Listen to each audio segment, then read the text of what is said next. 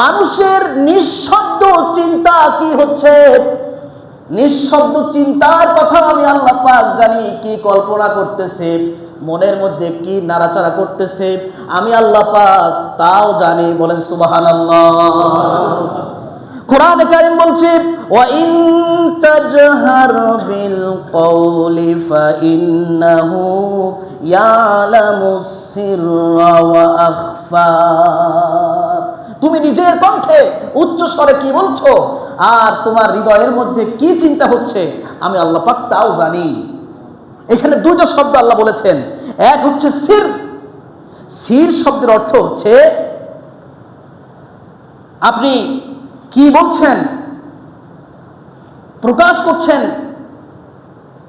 সেই বিষয়টা যেটা আপনার ভিতর থেকে প্রকাশ হয় নাই, গোপনে আছে মনের মধ্যে, আল্লাহ পাক এটা জানেন। আর আখফা হচ্ছে ওই জিনিস যেটা আপনি ভবিষ্যতে চিন্তা করতে পারেন, ভবিষ্যতে আপনার মনের মধ্যে আসতে পারে, কি আসতে পারে সেটাও আল্লাহ পাক জানেন। হয়তো আগামী 3 বছর পরে আসবে, কি আসবে সেই জ্ঞানও আল্লাহ পাকের জ্ঞানে আছে। আছে না নাই বলেন? সুতরাং আল্লাহকে ভয় করতে হবে। কাকে ভয় করতে হবে ভাই? আর জোরে বলুন, কাকে ভয় করতে হবে? আল্লাহ রাব্বুল আলামিনকে ভয় করতে হবে। আল্লাহ রাব্বুল আলামিন বলেছেন, সৃষ্টি করেছি আমি, আলা ইয়ালামু মান খালাকা ওয়া হুয়াল লাতীফুল খবীর। সৃষ্টি করেছি আমি মানুষকে, আর মানুষের মনের মধ্যে কি চলে তা কি আমি জানবো না? মানুষ কি করে তা কি আমি জানবো না? একটা কথা হইল। সুতরাং যে ব্যক্তি গাড়ি বানায় ও জানে গাড়ির কোন জায়গায় কোন তার, কোন পার্টস কোন জায়গায়, এটা সে জানে। সুতরাং মানুষ কিন্তু আল্লাহ সৃষ্টি করেছেন। আল্লাহ এই জন্যই বলছেন মানুষ কিন্তু আমি সৃষ্টি করেছি। সুতরাং মানুষের মধ্যে কি চলে এটা আমার চাইতে আর কে ভালো জানে? আমার চাইতে আর কেউ বেশি ভালো জানে না। এ হচ্ছে আল্লাহ পাক। এ হচ্ছে কে বলেন? এই চিন্তা, এই চেতনা, এই বিশ্বাস যদি কোনো মানুষের মধ্যে থাকে, সে কি অন্য মানুষকে নিয়ে ষড়যন্ত্র করতে পারে বলেন? অন্য মানুষকে নিয়ে কুচিন্তা করতে পারে বলেন? পারে না। যাদের মধ্যে এই বিশ্বাস নাই তারাই কেবলমাত্র সমাজের মধ্যে বিশৃঙ্খলা, অন্যকে নিয়ে ষড়যন্ত্র, অন্যের বিরুদ্ধে অপকৌশল করে। আর যাদের মধ্যে বিশ্বাস আছে তারা এই সমস্ত বিষয় কখনোই মাথায় আনে না। আল্লাহ রাব্বুল আলামিন বলেন, তুমি পৃথিবীর যেখানেই থাকো আমি কিন্তু তোমার সাথে আছি। আল্লাহ পাক বলেছেন, ওয়া হুয়া মাআকুম আইনামা কুনতুম আল্লাহু বিমা তা'মালুনা বাসীর। তোমরা যেখানেই থাকো আমি আল্লাহ রাব্বুল আলামিন সেইখানেই আছি। কোন সুবহানাল্লাহ। যেখানেই থাকি আল্লাহ পাক সেখানেই আছেন। ইন্নাল্লাহা ইয়ালামু গায়বাস সামাওয়াতি ওয়াল আরদ আল্লাহু বাসীরুম বিমা তা'মালুন। আসমান এবং জমিনের প্রত্যেকটি গোপন বিষয় সম্পর্কে আমি জানি। দেখবেন পৃথিবীতে অনেক মানুষ আছে কানাকানি করে, একে অন্যকে নিয়ে আর এক ভাইয়ের সাথে কানাকানি করে। আছে না নাই বলেন? কানাকানি বোঝেন তো? কানাকানি, কানাকানি ঘুমায় কেটা কেটা দেখেন দিই। কানাকানি যারা করে, শুনুন, এই যে একে অপরের সাথে কানাকানি করতেছে, এটাকে আল্লাহ দেখেন না? দেখেন কিনা বলেন? যে শুনে বলতেছেন তাতে মনে হয় দেখতেও পারেন, নাও দেখতে পারেন। আল্লাহ পাক সবকিছু দেখছেন কিনা? অবশ্যই দেখছেন। তার জ্ঞানে সবকিছুই রয়েছে। আল্লাহ বলছেন, আম ইয়াহসাবুনা আন্না লা নাসমাউ সিররাহুম ওয়া নাজওয়াহুম বালা ওয়া রুসুলুনা লাদাইহিম ইয়াকতুবুন। তারা কি মনে করেছে, তারা কি ধারণা করেছে আমি তাদের কানাকানি শুনতে পাই না, আমি তাদের কানাকানি দেখতে পাই না? তারা কি এটা ধারণা করেছে? বরং আমি অবশ্যই দেখতে পাই। শুধু যে আমি দেখি তা নয়, বরং তার ঘাড়ে যে ফেরেশতারা আছে প্রতি মুহূর্তে সবকিছু লিপিবদ্ধ করতেছে, সবকিছু লিপিবদ্ধ হচ্ছে। আমি তো দেখতেছি, তা তো আছেই।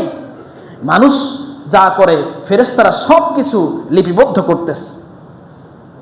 অন্যত্র আল্লাহ পাক বলেন, আলাম ইয়ালামু আন্নাল্লাহা ইয়ালামু সিররাহুম ওয়া নাজওয়াহুম ওয়া আন্নাল্লাহা আল্লামুল গুয়ুব। দেখবেন পৃথিবীতে মনের মধ্যে এক কথা, কিন্তু কৌশলে এমন ভাবে বলতেছে,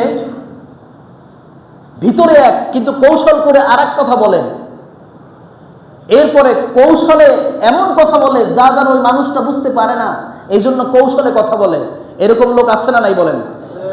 আল্লাহ রাব্বুল আলামিন বলেন, তোমার কোন কৌশলের মধ্যে কি লুকিয়ে আছে? তাকে অপমান করা না তাকে সম্মান দেয়া, ইজ্জত দেয়া, তাকে অপদস্থ করা, তাকে তাচ্ছিল্য করা, না কি লুকিয়ে আছে আমি আল্লাহ পাক কিন্তু জানি। সুতরাং ধোঁকা মানুষকে দিতে পারো, কিন্তু আমি আল্লাহ রাব্বুল আলামিনকে ধোঁকা দেওয়া সম্ভব নয়। মানুষ যা কিছু করতেছে সব কিছু আল্লাহ দেখতেছেন। দেখতেছেন কিনা ভাই? সুতরাং মনে রাখবেন, কখনো মানুষের বিরুদ্ধে কখনো ষড়যন্ত্র করবেন না। আল্লাহ রাব্বুল আলামিন মানুষের বিরুদ্ধে ষড়যন্ত্র, এটা আল্লাহ বরদাস্ত করেন না। কারণ আমি আল্লাহর বান্দা, আপনারা কার বান্দা? আল্লাহ পাক। আমরা সবাই কার বান্দা? আমাদেরকে কে সৃষ্টি করেছে? আল্লাহ পাক সৃষ্টি করেছে। আমাদের প্রত্যেকের নিয়ন্ত্রণের দায়িত্ব কে গ্রহণ করেছে? আল্লাহ পাকের নিয়ন্ত্রণের বাইরে যে এক সেকেন্ড কেউ চলতে পারবো?